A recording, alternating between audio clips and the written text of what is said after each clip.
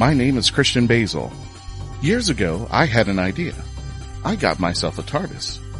Took it to new places, met a lot of new people, took some great pictures, and talked Doctor Who. From Krypton Radio and the creators of the Hanging With web show, this is the legend of the Traveling Tardis. Join me on my latest adventures and become part of the legend.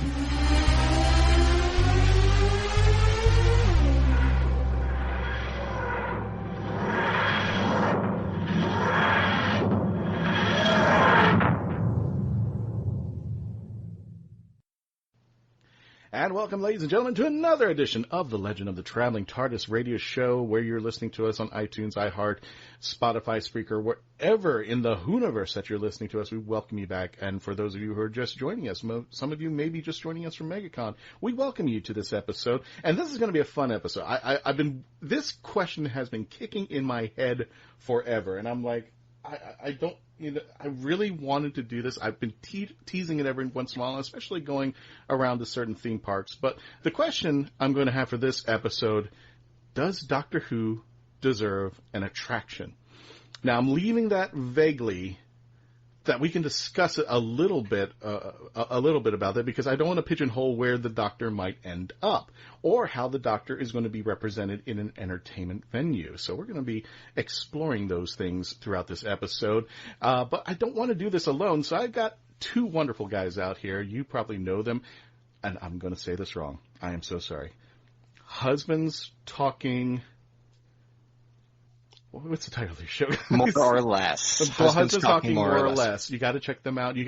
Where could they find Husbands Talking More or Less?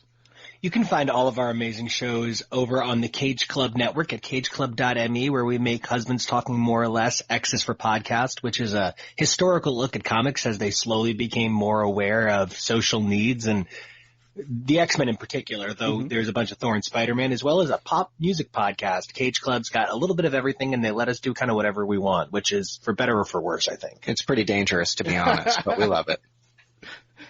What happens when you open Pandora's box and let everything out of the room? It's in trouble. It's insane there. But you guys, definitely check him out. More. I told you, I'm probably tired at this moment there. Husbands Talking More or Less there. Please check him out over there. But let me introduce you to them. I got Kevo. Hey, Kevo, welcome back. Hi, thanks. And just because it rhymes so well, Nico and Kevo. Kevo, Nico. Micah. How you doing? That's why we do it. Excellent. Well, I know this is a little bit of a skeleton crew, but most of the crew is doing something. If you're in San Diego Comic-Con right now and you're listening to this premiere on a Saturday, check out Nisha. She's out there with Diversely Geek. I know she has some panels going on over there, but please go to her Facebook page, Diversely Geek. Check her out. I know she's running some really great panels out there. But what's more important is the Traveling TARDIS is out there without me, and I am not happy about this. So if you want to get your picture with the Traveling TARDIS, by all means, go for it. She's out there. I know she has probably had it out there on Wednesday and Thursday. There are a few days she might not have it because she's going to be focusing on panels and such, and she wants to make sure she doesn't lose it somewhere in the corner. But Nisha will be out there all San Diego Comic-Con weekend long. Please check her out and check out all of her panels that are going on this weekend. But first, the Hanging With web show team is not here either. Quote unquote, they're kind of doing a move right now. From what I understand, the studio is moving. So we're doing our little recording session over here. So without further ado, I have the lovely Nico doing the Who Knew News. Nico, take it away. So it doesn't seem like there's been too much Who Knew News, but I feel like the Who Knew News that we did get is pretty new news that I'm pretty excited to share with you. Who knew? Well, okay. It's no surprise that if I have a husband, I'm kind of gay. And so I pretty much love it anytime they try to go out of their way to show some representation. And Torchwood, a show just rife with queer characters all over the place, had a little trouble keeping them alive. But that doesn't stop them from continuing to promote those characters, as we're going to see the incredibly lovable Ianto return to Torchwood in the form of an audio drama. Mm-hmm. We're going to have a new Big Finish production show, Torchwood audio play for Torchwood Serenity, originally scheduled for release on July 25th. So this is pretty exciting. It's going to be kind of like a undercover as a happy married couple, kind of like super happy homo fan service deal. I love when spy shows do those stories. Alias did it, X-Files did it. I also think it's really funny that they discussed the surprise release where they dropped it early on Wednesday the 10th by referring to it as a Beyonce-style drop. And I need to just be clear, Mariah did the same thing, okay? Truth. So I would prefer to think of, like, I don't know, I guess you could just, in my heart of hearts, Mariah is the Doctor. She's had so many different looks. She travels around the world on a magic butterfly. I think it works. She has no concept of self. She has no concept of self. But the great news is that's available now. So if anybody's looking to catch a new audio drama featuring Ianto and Captain Jack representing queer Torchwood, you definitely want to check that out. And I do believe there was another bit of exciting audio drama news. Yes. Yeah, another bit of news dropped today about a different character that unfortunately we can probably never linearly see in the Doctor Who-niverse again, but whose adventures apparently are not done. Catherine Tate is going to be starring in a new set of Big Finish audio dramas, starring as Donna Noble in a separated from the Doctor adventure titled The Donna Noble Kidnapped. It will see Donna piloting the TARDIS and going on an adventure and having her own companion, who is going to come in the form of a former school friend played by Catherine Tate show alum Nikki Wardley, which has me really, really, really, really excited. One of the first things I ever saw of Catherine Tate was the Lauren Cooper sketches, so I always loved the two of them together. I'm personally not bothered by this news. Not even a little bit bothered. Wow. She's going to have a TARDIS? Really? I think she's going to be, like, in the TARDIS. There's nothing at all said yet about what the Doctor's involvement in the story is going to be. He's not even mentioned in the cast list. It is going to feature Jacqueline Noble, her mother. She will be in it. No word on Wilf, though. That would make me sad if he missed this one. Hey, and speaking of Wilf, I don't know if it got picked up on the last episode because the show carries so much great news, it's hard to keep track of everything. But they've recently announced there's going to be a David Tennant special steelbook available on Amazon.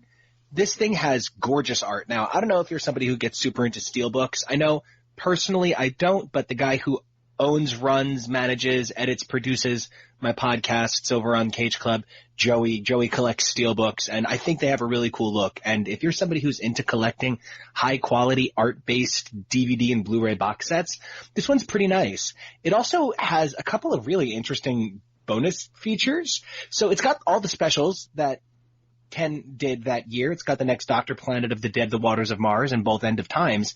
But it also features Dreamland and the Infinite Quest on a special bonus disc. Oh God, I gotta buy those again. But again, the art on this box set is really stunning. It captures everything magical about the Doctor's regeneration as an art form. I think it looks really cool. Again, I know we talked about it a couple of weeks ago. I'm somebody who collects records, so I do like packaging that sits nicely on a shelf that looks beautiful. It's why the Marvel Omnibus line has me so hooked. It looks really great on a shelf, and if you're somebody who wants a Blu-ray piece that looks nice, I would definitely say this one's one to take a look at.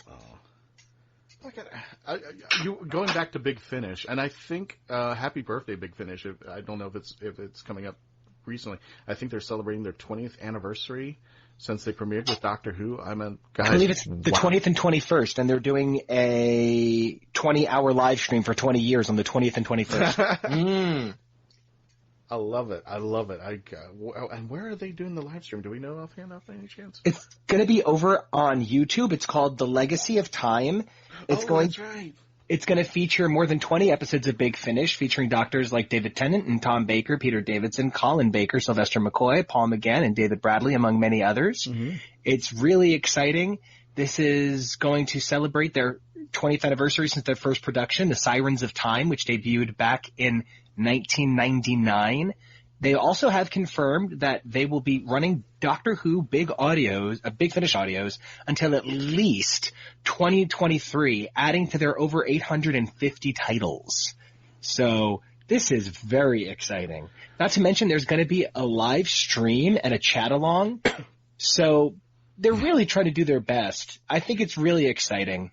There's also going to be a special anniversary box set that is going to be called The Legacy of Time, and it's going to feature a number of episodes. It's looking like they really are trying to treat everybody who has supported them this long. But I want to point out, if you are looking to get the special Legacy of Time set, you're going to want to pay very close attention on the 20th and 21st, because there will only be 4,000 copies. Oh, good grief. Oh, gosh, I'm going to be in line for that one. I'm going to like, I want this so badly. Oh, goodness. And nothing against Jodie, but it almost seems like I could swear that Nick Briggs probably told Christian, well, hey, can you take a year off because I got some big finish I want to release. And boom, the world exploded. Everything. Pandora's box open. And we got Jenny, we got the Pasternatter gang, and then we have this and this and that. And I'm like, Jesus, holy. I mean, I don't know if you guys heard it yet. I just listened to, speaking of Torchwood, I got to listen to the audio, the Lives of Captain Jack. I've only heard the first episode, but that's the one with the Sixth Doctor and Captain Jack. Right, where they bump into each other. I don't know if have you guys heard it yet? No, I'm the worst person in the world. The only serialized podcast I've been keeping up with is the Wolverine serialized podcast, because that thing is just like out of control great. I'm so behind on all of my other audio dramas. It makes me bad fan. Bad nerd. No, it's fine. I mean, well, I don't disavow anybody who can't get, there's so much of it out there. There is no way. I mean, like, I can't even keep up. Once they get put up an episode, and it's like, oh yeah, here's another episode. I'm like, I don't, it's either I pay rent, feed myself, or get Big Finish audio, and I'm like, I need to eat. I need a house, and occasionally get Big Finish audio. But all I can say is, a situation happens, the Sixth Doctor becomes incapacitated, and Jack dons the outfit and pretends to be the Sixth Doctor. Guys, it's bring out the Boys and Girls Scouts, because it's big camp.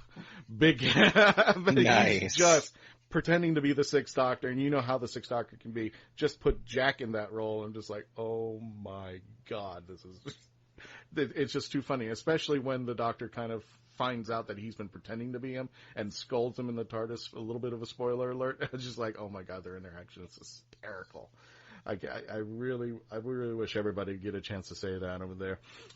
Also, I want to wrap up one thing about the Who Knew News today, because there's one thing that I want to make aware and want to thank everybody in the Whoniverse who has supported us, all 32,000 plus of you on our Facebook page.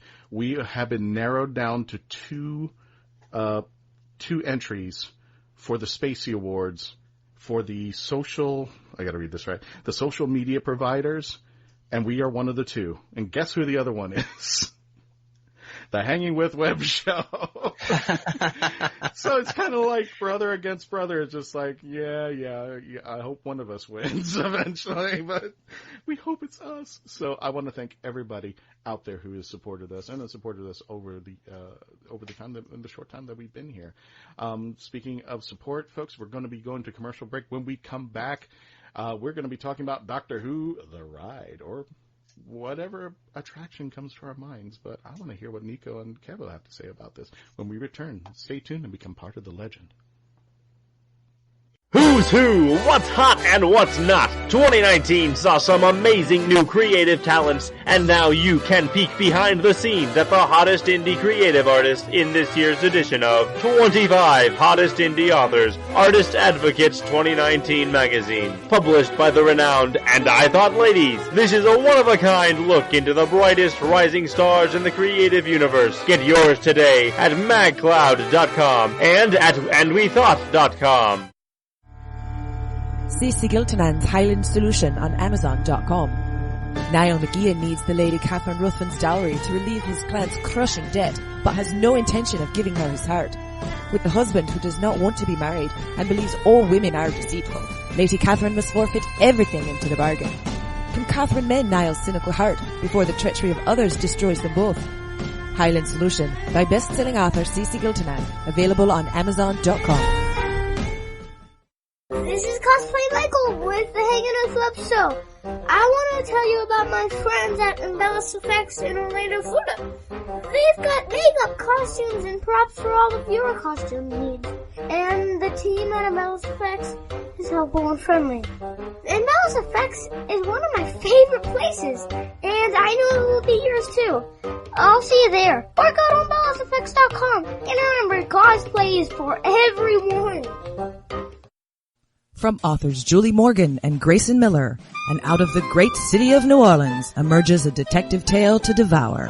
The king of New Orleans is a demon who offers immortality for loyalty. The sheriff is a shifter with a badge who's lost his powers, and Natalia Cortez is the private dick who arrives to investigate a demonic killing.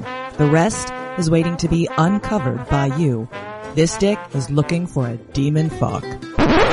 Pre-order on Amazon.com today. In Terry A. Wilson's Slow Burn, Atlanta is a city straddling two worlds. Remington Montgomery is a modern dragon, the city's finest detective and most sought-after bachelor. Day Ito was raised to reign as the Dragon Queen. When fate steps in, these two are thrust together to reign as king and queen. To make matters worse, Day's sister has gone missing, and the unlikely pair must find her. The problem? Well, it's complicated. Can this royal couple set aside their differences and learn to work together? Can they learn to be together? Find out in the first of a 5-book series from author Terry A. Wilson. Slow Burn, available on Amazon.com.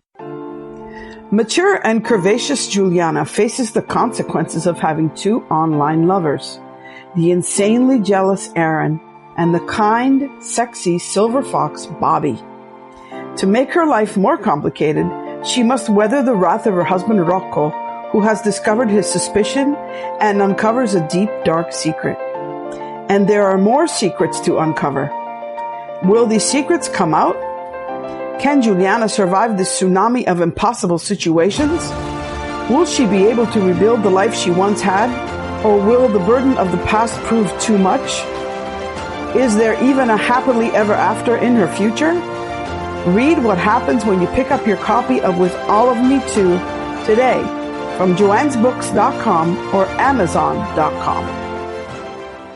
And welcome back, ladies and gentlemen, to the Legend of Traveling Tardis. My name is Christian Basel. I am the host and the pilot of the Traveling Tardis, which is not here. So much for being piloting the Traveling Tardis. This is sitting in California, and I'm very jealous. Yes, that's why I'm a little gringy right now about it. I think I just made up that word, gringy. Yes, gringy. I'm a little bit... I like I'm not happy. Yeah, gringy. I got to hashtag that later on today. But, yeah, the Traveling Tardis, for those of you who are still out in San Diego this weekend, it's still out there. If you're catching this at the premiere time on Krypton Radio, or if you're catching the premiere of this episode, which should be Saturday, that box is still out there. Have some fun, take some pictures, enjoy the ride, and become part of the legend out there. But I'm here with my friends Kevo and Nico, and we are going to be talking about Doctor Who: The Attraction. Now, in light of the Doctor Who exhibition, that's been out there for a couple of years, and then that just kind of teetered off. I thought they were truly going to bring that back in some form or fashion, but it's kind of just been waning right now, right? Or it's just been, we're not sure as of yet. And if I remember correctly, back when, and everybody was shocked that I knew it very well, Paramount was supposed to open a theme park next year in 2020, and the three big attractors were Top Gear, Sherlock, and Doctor Who. I'm still trying to figure out how the Sherlock ride was going to work, but hey, we're going inside Benedict Cumberbatch, so go figure there. It was going to be very judgy of its fans and make people feel bad for their interests. Yeah. So it's a motion-based simulator ride, right? All it is Cumberbatch going on. It was going to be an emotion-based simulator ride, yeah. And have psychologists at the end of the ride going, okay, it's just an attraction there. So, gentlemen, this is the question of the episode. Does Doctor Who deserve an attraction once and for all? Well, or maybe shouldn't. I want to take a step back and say that while I love Doctor Who and I love being a part of Doctor Who, my true emotional allegiance to sci-fi belongs to Alien. It's my favorite franchise of all time. Oh. It's such an important piece of fiction for me. And Alien is a really great example of what can both go right and horribly wrong when you try and adapt a sci-fi living organism into a static attraction. Yeah. Alien actually has a very famous traveling theatrical performance, ARG kind of thing from the 90s. and it was licensed by 20th Century Fox, and you were pulled into a colonial marine simulation, basically, and they were trying to get you away from the aliens. And over the years, as they continued to move it around the country, they kind of pulled all the good shit out of it and left it kind of humbled by travel.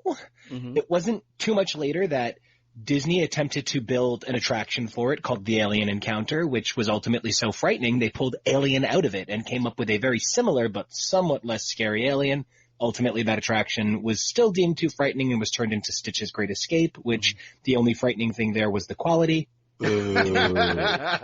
So I guess part of it comes down to what you'd be looking for from a Doctor Who attraction. I know that Harry Potter's attractions are incredibly immersive and really amazing, and you can take a look at other Universal attractions like Spider-Man. You can turn your eyes to the newer side of Disney attractions like the incredible thematic roller coasters, whether they're Everest or Snow White, Dwarves Mine Train, and you can take a look at Pandora and all of the other new next-gen attractions that Disney has built. But I think at the end of the day, it really does come down to what you're looking for from a Doctor Who attraction. Mm-hmm. If you want to experience what it's like to be the Doctor, that's going to be a really intense action-adventure ride. If you want a best of in the form of a dark ride, and for those that are listening that don't know, a dark ride is an attraction that uses scenes to tell a story. So if you've ever been to Disney World, think of the classic Mr. Toad, Winnie the Pooh. Think of Snow White's attractions. Peter Pan. Right. These are dark rides. They tell a story through scenes that are narrative in some way. And I think Doctor Who as a dark ride could be really exciting or really boring. I think you have a lot of choices because sometimes, let's be honest, Doctor Who is kind of boring to an action audience. It's exciting to the intellectual in us, or it's exciting to the little kid in us, or to the magic lover in us, or the sci-fi lover. It's not always about action adventure. So, all of that said. Wait. You think it's boring action? Really? No, I'm saying that there are times that what's on the screen would be boring to someone coming just for the action. Oh, okay. All right. Fair enough. Like, I don't think Midnight from Series 4 would make a very good Doctor Who attraction. Even though Midnight is like my favorite episode of Doctor Who ever. Why not? You know what would be cool? If that were like you were actually in the Midnight, the ship, and going on the planet, and then it was a motion-based simulator, and then Midnight was happening around you, and either performers or maybe some CGI or something like that were performing the Doctors, and you were seeing that going on at the time. I think that could work, especially if whatever the creature was in Midnight was bouncing around the vehicle and shaking it and stuff like that. I think there's potential to that. Although, is that a Doctor Who ride, or is that a motion simulator that you're applying Doctor Who to as a projection? Well, yeah, go ahead. I'm sorry. One of the most dangerous things about creating a bottle ride, an attraction that doesn't really go anywhere because it's static in one place, is you need to be able to create atmosphere. Alton Towers is well known for their top secret projects that they unleash one every couple of years. They have those big deal projects, and on more than one occasion, they've tried to make them a little too psychological, and ultimately it's hard to create a truly psychological experience. The motion simulators that work the best are the motion simulators that throw you the hardest into the action. Mm-hmm. So Star Tours, or the new attraction at Galaxy's Edge, or the Harry Potter ride at Universal Studios. They're high energy. Midnight is the kind of quiet Doctor suspense that can be difficult to translate, because if it is going to be scary enough that everybody wants to ride it, I don't think it's kid-friendly, in which case it's an exclusionary version of Doctor Who. And especially for a program like Doctor Who, you want kids to be able to experience it as well, like whole general audiences. Right. We want inclusive with the kids and stuff like that. But I was just taking I think I was just taking a poke at, because you said that some of the action side of things that Midnight couldn't work, and I said that could be a Midnight thing, or even the ride itself, or you could be in a simulator that's next to the Doctor simulator, and then the creatures are jumping out on you. I mean, there's so many takes that could happen there, and I forgot to mention, Nico, that the Great Movie Ride had aliens. And that was a slow-moving ride, and I thought it got the job done when you're coming around and the smoke's coming down, and you see Ripley to your left, and she's swinging her head, making sure the aliens come out, and then the aliens come down and get you. I think that's a ride that, it's a slow-moving ride. It's not a thrill ride at all. Right, but they managed to keep the alien scene to about a minute. Mm-hmm. And the entire time, they're telling you you're in a movie. Part of the reason Alien works is because it's the suspense that you already know that you're going to be facing. And Alien was a multi-$100 million selling project. Right. So many people saw Alien or Aliens or Alien 3 or by now Alien Resurrection, Prometheus, Covenant, AVP Requiem. There's so much Alien that the idea of being on the ship with the iconic creature is recognizable in a way that I don't think any single episode of Doctor Who would be. I think that raises an important question to ask in regards to this topic as well, which is what sort of Doctor Who attraction could sustain on its own, let's say in one area by itself of Universal, versus if a theme park did a whole Doctor Who themed area. To elaborate on my comment from earlier, you're absolutely right. They could make an attraction out of Midnight, but as the only attraction to represent Doctor Who, I don't think that necessarily would be the best. But if we got like a Doctor Who land or something like that as one of the attractions, I certainly think would be excellent. I've been begging people to bring up to Universal. I think there should be a starter kit, and I'm using Universal because Harry Potter's over there, and what I love about this is that there is a fandom with Harry Potter that mixes in very well with Doctor Who, especially with all the actors who've gone between both Doctor Who and Harry Potter. And right. When I first went into the land, I brought the Traveling Tardis, somebody had mentioned you should go to Harry Potter, and I'm like, why? And he goes, they're all Whovians too. Just like almost everybody is a Whovian out there. One of the things I would have loved, and this is something they could cheap just to try out to see if it would work, I wanted the TARDIS to be a photo op. And it would dematerialize. There would be smoke that would come up, shoot up, and then it would go from Harry Potter to another land. And then a half hour later it would disappear and go into another land where people could interact with it. And it would not be stagnant. It would be something that people could go around and be in a separate land, and then it would be a moment where it just all of a sudden materialized in that land, and people would be excited. Go, what is this? For people who don't know Doctor Who, they can go up, oh, that's a TARDIS, and oh, I've heard about this. I thought that would be a cute thing for Universal to attempt to try, just to see if there is an attention for Doctor Who. But I do think there should be a Doctor Who attraction out there. My personal take, but Kevo, if you had a chance to get the skeleton, meaning what kind of a ride would it? Motion-based simulator, roller coaster, theater ride? What do you think a Doctor Who attraction should look like? Like literally physically look like, or overall, what do I think the attraction could be? Both. More to the latter of that latter question, but more a little bit of the first. A little bit of both. Yeah. I think one of my favorite attractions that I have ever been on to represent an overall sense of a franchise is probably Harry Potter and the Forbidden Journey. Mm-hmm. So I think probably something like that. And Nico mentioned Star Tours. I think that's a format that would work very well for Doctor Who as well, especially with the way that they redid Star Tours. So you could get multiple variations of multiple scenes. Right. I think that's something that would benefit Doctor Who, just because there's similarly so much rich canon to draw from. You could even possibly have it be a multi-doctor story, so you can bounce around from one Doctor's TARDIS to the next, something like that. I think it would have to, if I'm going with just one attraction, it would have to be something pretty action-adventure based, cutting around a lot from scene to scene, just to give like a general sense of what the show is to audiences who perhaps aren't as familiar with the program.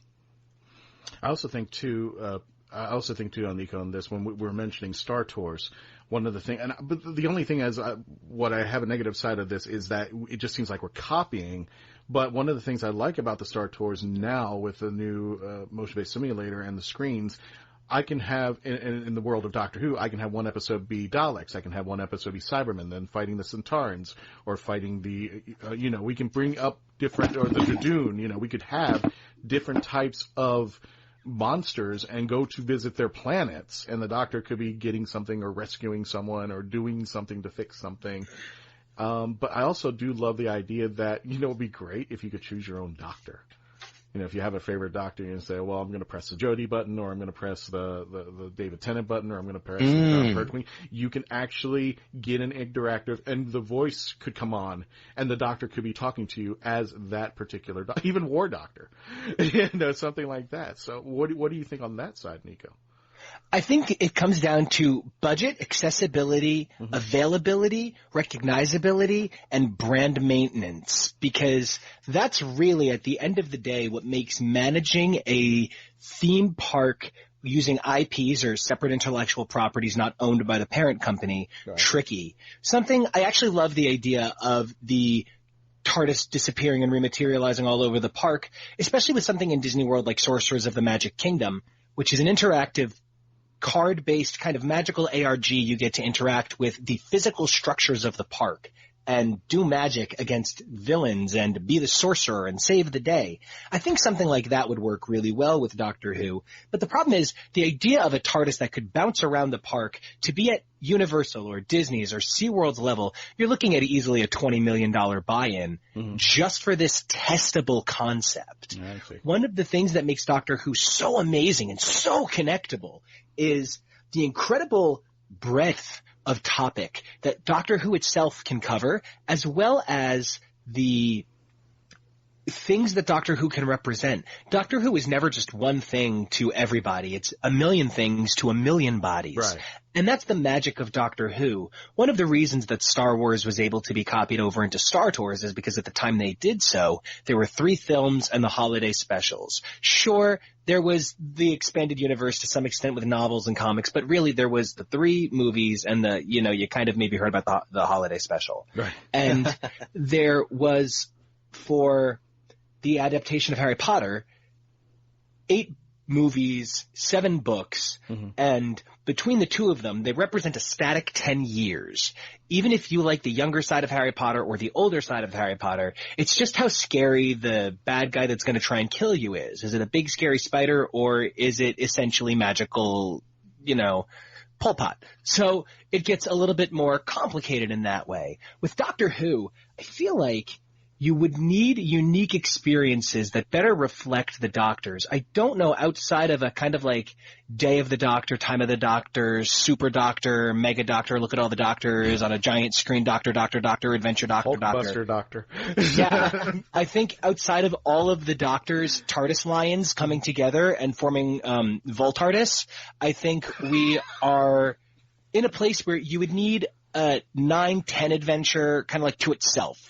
Maybe an 11-12 adventure to itself. And I think more than anything, Doctor Who would function as a really interesting carnival.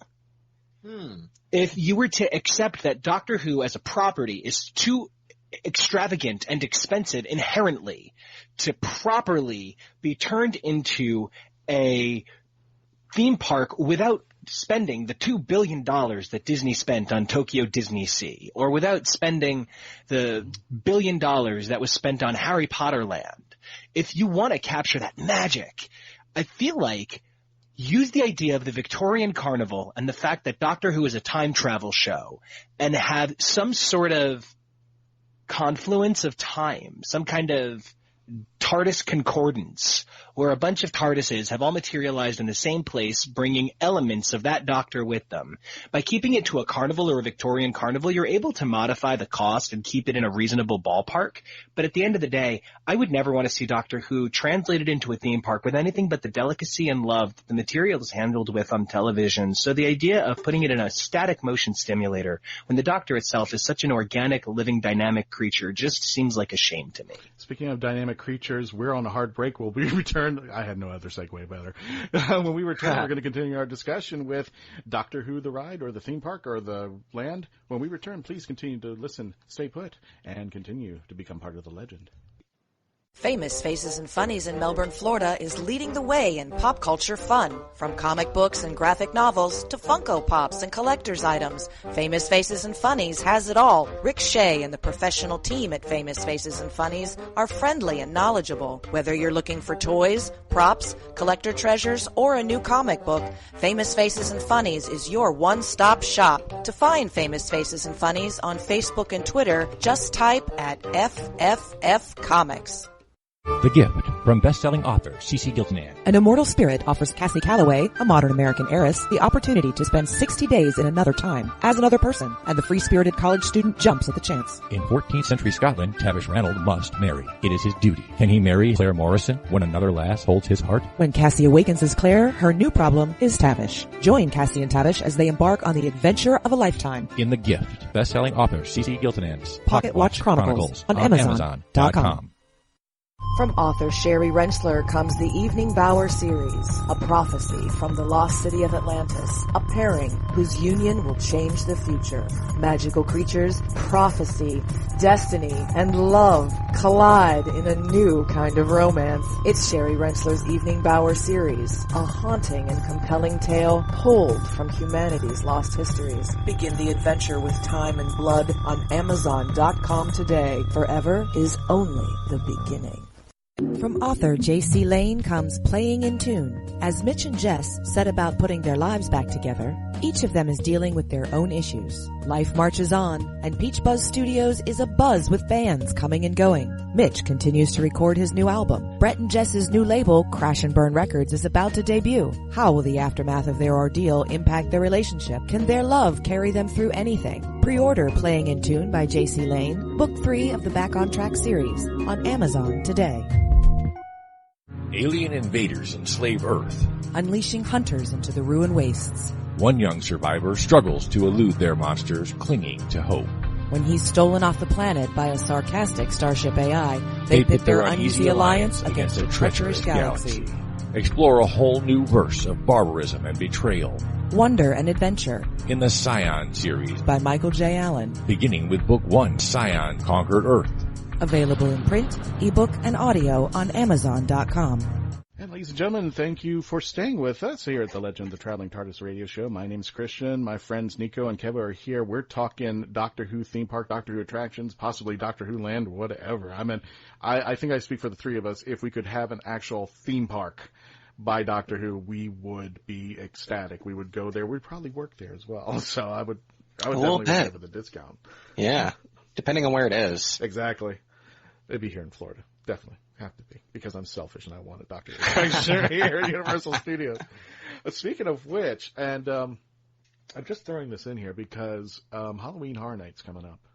And I've been kind of throwing an idea that Halloween Horror Night, I know it's not going to happen because it's just too, it's not as big with the fans out there as of yet, or probably won't be as big with the fans out there because they're focusing more of Universal monsters and such like that. Doctor Who could be a whole Halloween Horror Nights. I was mentioning one time, one of the haunted houses could be where you're walking into the Cybermen's lab and you're hearing all the people, the saws and everything cutting up the people to put them into the Cyber men, and you're just walking around and you see the Cybermen walking, and then the next one you see the Daleks, you're on the Dalek ship and they're chasing you around and stuff like that. I could easily see this as being a Doctor Who takeover at Universal Studios Halloween Horror Nights. I am so predictable. What would you think about not necessarily a dark ride, but a haunted house for Doctor Who? I don't think it could work at Halloween Horror Nights in particular. Halloween Horror Nights is for a pretty hardcore crowd. Yeah. One of the ways that Halloween Horror Nights made its name was by literally saying Mickey's Not So Scary Halloween is for babies. So if you want to do a not scary holiday that is child inclusive, you go to Disney and Mickey's Not So Scary. But when you go to Universal Halloween Horror Nights, they shake chainsaws in your face. Right. And I don't know that the BBC would be willing to compromise the child safety of Doctor Who. But I believe the Harry Potter area of Universal Studios Park proper shuts down for Halloween Horror Nights currently, or has recently, and I was really disappointed by that because I felt like making some sort of more child-friendly safe zone type area of the park might be a good idea for people who have trouble handling it, who went and ultimately found that they couldn't. And I wonder if some sort of Doctor Who inclusion or overlay or presence for that would really help keep with the Halloween Horror Nights and Halloween and the overlay atmosphere while still providing somewhere that isn't quite as terrifying. Well, Universal exclusively says we want to be. It's all adult. You want to take the kids? There's Mickey over there. You want to be scared out of your whatever? You come over here. And I mean, the content is really up there. I mean, especially, and I'm still upset. Sorry, Universal. Bill and Ted pulling them, that was a big mistake. Yeah. I was like, I mean, unless you're going to replace them with something. And I believe that Bill and Ted was not pulled by Universal. I believe it's the fact that the third film is coming out and there's some question over who's controlling the branding at this point. Because and this is kind of the thing that I keep bringing up, it's all about brand control. There can't be a version of Doctor Who. If Doctor Who is supposed to be child inclusive, there can't be a version of Doctor Who that isn't child inclusive. That's why Torchwood was never called Doctor Who's Torchwood, because it wasn't meant to pull in kids. So while they did absolutely, and for lack of a better term, I don't mean it with the sinister implication it might have, but while they did exploit the Doctor Who Torchwood connection, they didn't exploit it in a way that would lead kids to watching Doctor Who. They would lead kids to watching Torchwood. The Torchwood cast appeared on Doctor Who, not the other way around. And that's, other than obviously Jack himself, but that's kind of the thing. IP control right now is so stringent. You're reaching a point where it's getting out of hand and the quality control is getting incredibly difficult. For all the vaunted, fan worship for the new Hagrid ride, it's down several hours every single day for maintenance. Oh my God. And that's not good for the Harry Potter brand. Exactly. That makes it a bad experience. If you spend your money and you go to Universal Islands of Adventure and you find out that part of why you went doesn't work or isn't accessible to you, like the issues initially, I come from a very size-conscious family, and I might be a bodybuilder, but I am the least sizest person you know. And when I found out that the Harry Potter attraction initially could not handle guests over a certain weight due to body shape, and this is simply just a design flaw, I was horrified. Found out that I believe disability ride? That was actually the first full year of the castle attraction. Oh my God. They literally said if you were over a certain weight, you couldn't fit. They actually put some test seats out in front of the attraction so that you could test for yourself, because at first they didn't even realize this was going to be a problem, and people were waiting for 3 hours only to be rejected once they got to the actual ride. Based on their weight. And go ahead. Well, that's part of why, as somebody who's so obsessed with theme park and theme park brand intellectual property, I look at these things from this place of like, I'm a humongous Marvel nerd. Almost everything I do is Marvel or X-Men or Daredevil related. And I have very little affinity for Marvel Islands of Adventure because it doesn't maintain the brand level. Yes, Amazing Spider-Man is one of the greatest attractions I've ever been on in my entire life, but it's an attraction sitting in an area of a theme park that feels like it was decorated to be a mall pop-up. And I want so much better than that for my intellectual properties. And I just feel like Doctor Who has yet to even really find an audience in the American market. Yeah, absolutely. Americans watch it, but it's not a show with the American market. But it has more of an international strength than it does a U.S. strength. 100%. Yeah. I almost wonder if Doctor Who should do something creative and original. What if it was a Doctor Who immersion cruise? What if you set sail on the SS TARDIS and it was a cruise experience with a port location? Those are really big right now. And you could have an attraction on a cruise ship. There are multiple. And I know there's concerns about how many cruise ships make their living off of casinos, and you would never really want to mix the idea of the Doctor and gambling, because once again, we're trying to think about children. But I think Doctor Who is such a non-traditional property with such a non-traditional history that the only way to honor it would be non-traditionally. I do have to point out, though, you were like, an attraction might get super expensive. Let's build a whole cruise ship instead. No. There's tons of cruise ships that no one's using. It's bigger on Just the go inside. take one of the ones that hasn't flipped over in Greece. Oh, my gosh, right? Well, I wouldn't be against that. You know, it would be cool if somebody came up, you're going on an excursion in Belize into the Bat Caves, and there's Jodie Whittaker going on a tube with you down, right? Why not? You could go on an adventure great. with somebody who's a forgotten companion of this Doctor. You could, and they could have unique tour guides, and you could do the different decks of the ship to different doctors, and you could have excursions themed to adventures. And I know I keep bringing up ARGs, but I kind of can't imagine anything better than an ARG for Doctor Who. Something along the lines of a Pokemon Go or Harry Potter's Digital Wizard Money Grab. Whatever you want to play, there's something for you out there. And I think Doctor Who, with an ARG in a physically controlled location, maybe it's even just a giant hotel convention, I don't know, but I feel like the idea behind Doctor Who isn't that you want to watch it. It's that you want to live it. Mm-hmm. It's that you want to be the Doctor or his companion or something completely different that gets to travel in something that's totally not the TARDIS, even though this is completely self-insert, self-fanfic. And it is the TARDIS, and you are the Doctor. The Doctor is this idea that we're all greater than we've ever been, which is why anytime they strike at the Doctor's family, it hurts us, because it's the notion of someone going after our father or our mother, our sister, our brother. We want to be the hero, and we want to live with the Doctor on this incredible journey.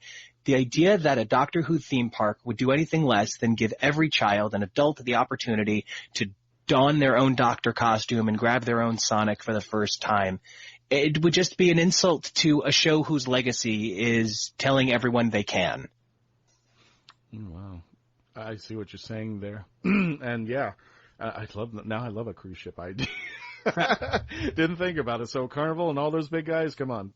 Cruise ship time. Yep, it's going to happen, and you're going to make money. Trust me on this. Speaking of cruise ships, we're going to set sail right now to the commercial break. I really need to come up with better segues. No, that one was great. That was good. Okay, thank you. We're going to set sail to the commercial break. So when we return, I'm going to ask Kevo and Nico, we're going to try within the final segment of the show to see if we can comprise an actual Doctor Who attraction that the three of us can agree on. When we return, let's see what we come up with when we return back. Please continue to listen and become part of the legend. Now on Amazon.com, iCoin from author Jeremy Mosby.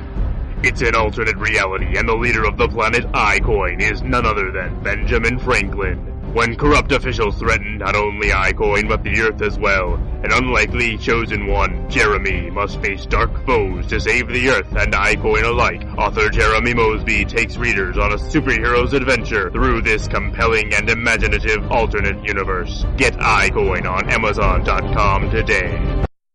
The Rite of Wands. One boy, one rite. And a world of deadly secrets that could change the course of history forever. It's time for The Rite of Wands by Mackenzie Flohr. When a horrible fate reveals itself during the Rite of Wands ceremony, Myrda must find a way to change his destiny. Forbidden from revealing the future, he is granted a wand and magical powers in order to save himself and those he loves. But Myrda is not the only one with secrets. The Rite of Wands by Mackenzie Flohr, available on Amazon.com now. At Xavier Dominic's ManifestThyWill.com. Do you crave solutions to your everyday problems? Get rich, find love, and become happy. Xavier Dominic, master of the dark arts, may have the powers you need to prevail. Don't give up because other spellcasters have failed you. At Xavier Dominic's ManifestThyWill.com. Life does not have to be as hard as you see it. Xavier, an astrologist and psychic, carries out rituals and casts spells conscientiously, and he has the power to prevail in situations deemed impossible by other spellcasters. At ManifestThyWill.com, see for yourself the difference real magic can make. Go to ManifestThyWill.com today. Now on Amazon.com. War Calls, Love Cries, a Civil War novel by Mark Berry. Isaac Wells is an innocent farm boy living in upstate New York. His dreams are shattered by a treacherous brother and the onset of a devastating civil war. War Calls and Love Cries is a fast-moving historical narrative. It is an emotional roller coaster ride and a riveting must-read book that you will think about and talk about for a long time to come. War Calls, Love Cries is the kind of book you will cherish for a lifetime. On Amazon.com today. Eye of the Eagle by Sharon Bookbinder. Shapeshifter Burt Blackfeather never plans to get seriously involved with another woman in this lifetime. So what if she's beautiful? So what if she gives him a jolt when she shakes his hand? Phoebe Wagner, an empath with psychometric abilities, gets more than she bargained for with Burt. So what if he's hot? She doesn't need to add his secrets to her own. When Burt's niece goes missing from a Hotel Lavelle, he and Phoebe decide to go to Montana to find her. Can two hard-headed people share their darkest secrets in order to work together? It may be the only way to save a child and their own hearts. Eye of the Eagle on Amazon.com today.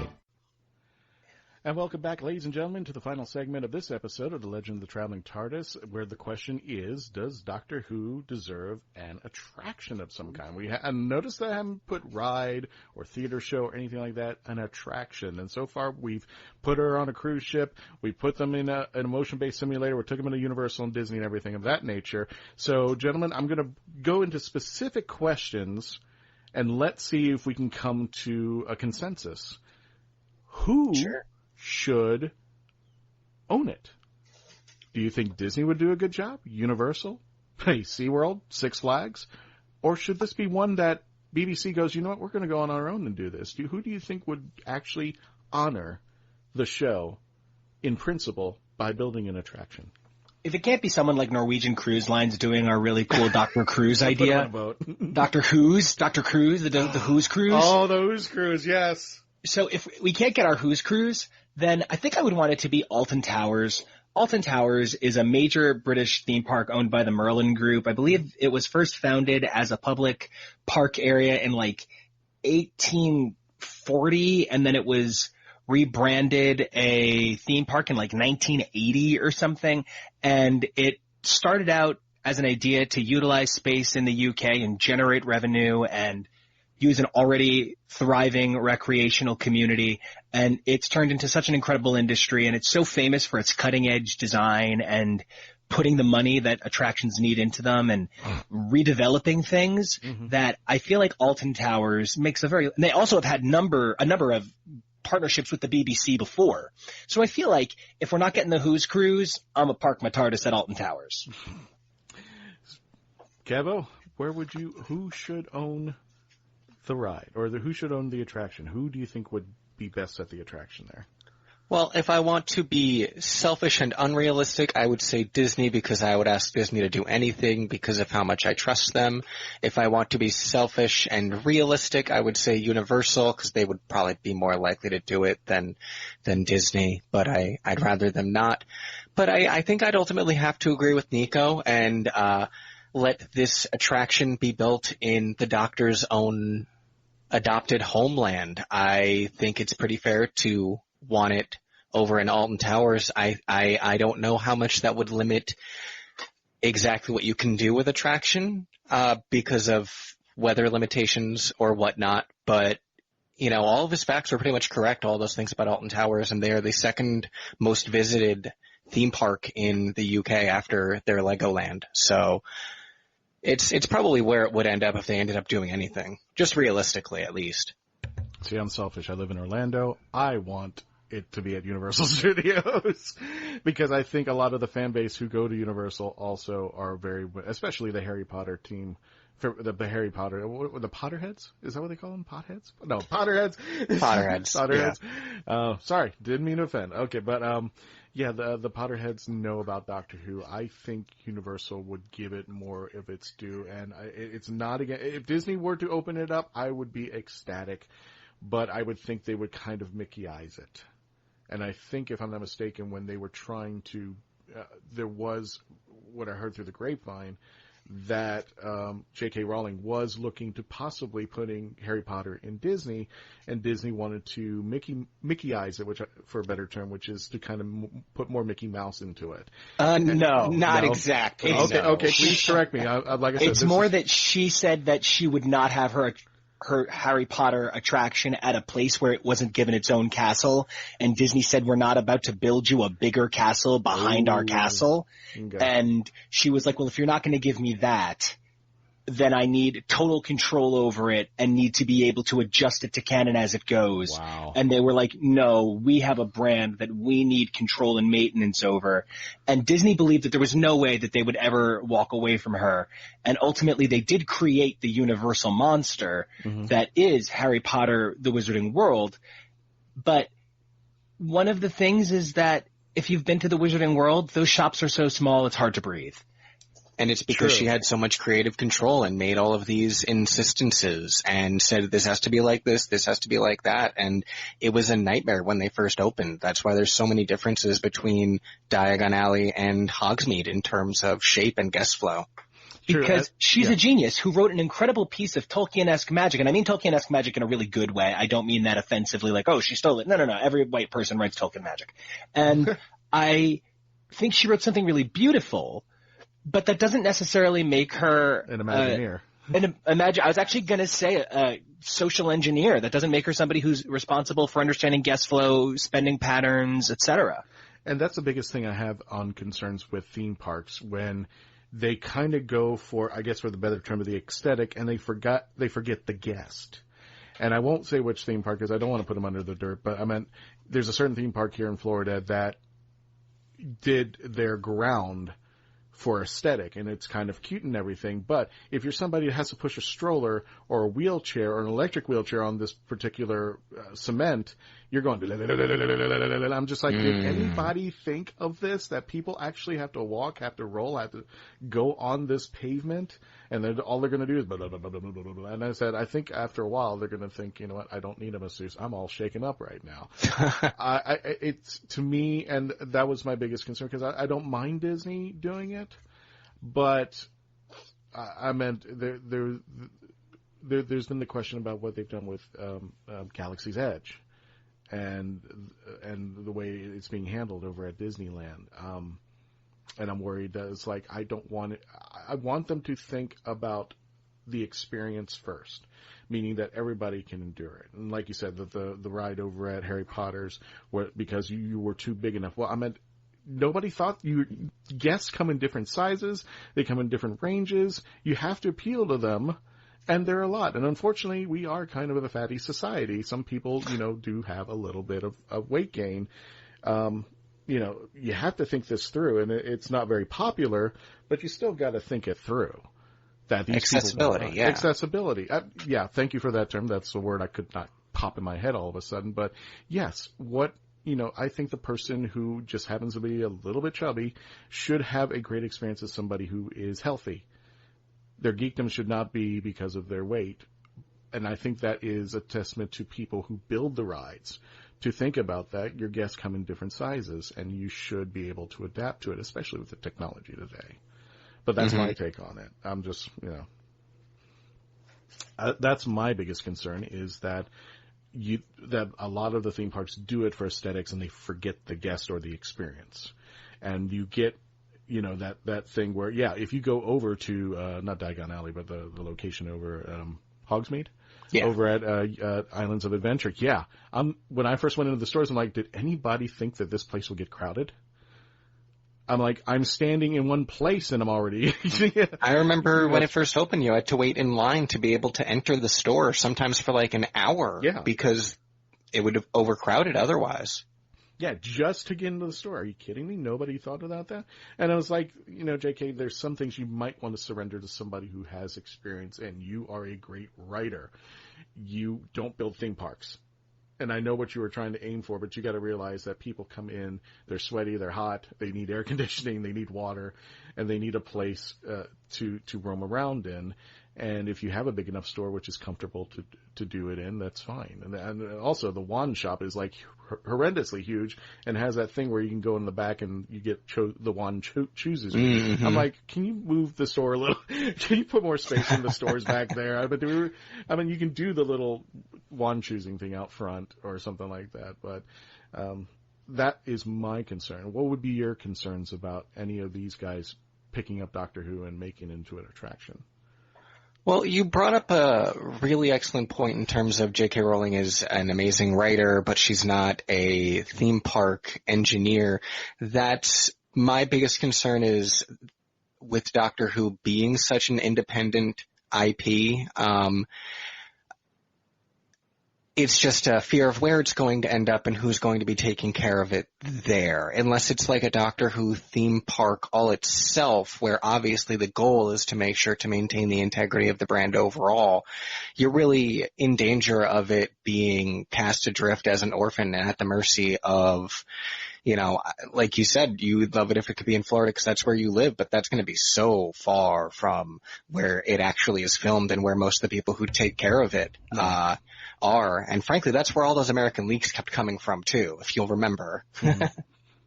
Okay, well, gentlemen, I think we'll do it quickie because I want to bring in the Traveling Tardis poll on this one because we had some interesting concepts. But Nico, if it were up to you, what kind of ride would this be, or would this be a theater show? What kind of attraction would this be? Who's Cruiser Bust? Who Cruiser Bust? Got it. Kevin, what would you make Doctor Who into? I know it's cheap to say simulator. I just think that would probably be the easiest thing to do. You can pull scenes in and out. You can put in new stuff. You can shuffle things around a lot more easily. Just in terms of being able to get the best possible attraction, I know it's not necessarily going to be the coolest looking one, but I think if you're looking for the best ride you can possibly make, something along the lines of a Star Tours. I'm going to go this route. This is not the best attraction, but I think you could probably get in mind. I would go with the Mummy ride from Universal. But with a slight change. The reason why is I like it when the roller coaster goes into certain areas, stops, and then you get a show. Yeah, show stops. That's literally what they're called. Right. Yeah. And you can become part of it. So not just you're getting on a roller coaster, and we're done. You actually get an experience for that. We can mix it up motion-based. You can probably program the whatever you're in, the Tardis or whatever thing you're traveling in, to have a certain voice. So Jodie will be telling you about the experience. And then the next ride you get in, you can have the third Doctor. The next ride you get in, you can have Matt Smith tell you. So that you don't have the same experience. You can change up the experience. And possibly it could also reflect on what's going on out there. You could push a button, Matt Smith, and then there's a CGI of Matt Smith confronting whatever scene is. So you're exploring, and you have a different thing altogether, kind of mixed in, but then, boom, he pushes a button, and zoop, you're off into space again. Gentlemen, here we go. The question of the Doctor, wow, I can't even talk. The Traveling TARDIS poll. Do you think Doctor Who should finally have a theme park attraction? What percentage said yes? Nico, what do you think? Oh, I'm sure it's an overwhelming, 83. And this is out of 267 votes. Kevo, how many percent? Oh, I mean 83%. I'm sorry. I meant 83%. 83%? No, I'm sorry. I didn't say the votes count there. Yeah. Kevo, 267 people. How many percentage do you think said we should have a Doctor Who attraction? I'd like to think 60 to 80. I think most people would probably want it. Believe it or not, Kevo's on the ball almost for 69%. I thought it was going to be higher, too. Yeah. And we only have time to read off one comment, but I'm going to read off Linnea Hagman. A Doctor Who ride should have variations, what we were talking about, like the Star Wars tours. There you go, Kevin. For easy variation, it could be a ship hooked up to a time vortex, or for the fun of it, and it travels through time and space, running into the Doctor, his or her TARDIS, the companion throughout time, and all of the Doctor's enemies. So I think we have a consensus here as far as we want. Well, Kevin wants Nico wants his cruise ship. But aside from that, an attraction that has multiple facets and that you can be interactive and you can choose from probably different Doctors to probably different scenarios. And that's the wonderful thing I think about Doctor Who is because there is, if you don't like one thing, there's another thing. Or if you want to try one experience, here's another. Right. You don't have to feel that way. And I think if the attraction is going to be anything of a testament to the wonderful world of Doctor Who, and especially now Big Finish, it's going to have multiple things. And my favorite take is what they say about Star Tours, you never have the same experience twice. And I think if you can do that with Doctor Who, I think you're going to have a fun attraction that honors the ideology of the fun that Doctor Who is. Absolutely. But I digress. Kevo, Nico, thank you so much. This comes to the end of the show. Guys, we are having conventions coming up. August 2nd through the 4th, we're going to be at Tampa Bay Comic-Con. And don't forget, we have a panel that Saturday. Check us out. We don't have the time as of yet, so keep an eye out for the Traveling Tardis radio show Facebook page and Twitter and all of our accounts. We should have that information coming up. And there should be other conventions coming up. We're going to be at Space Coast Comic-Con. Keep an eye out for that. And again, we are up for the Spacey Awards with the Hanging with Web show. Good break a leg for both of us. I want to thank you two for coming. I want to thank our audience for listening, and always continue to listen and become part of the legend.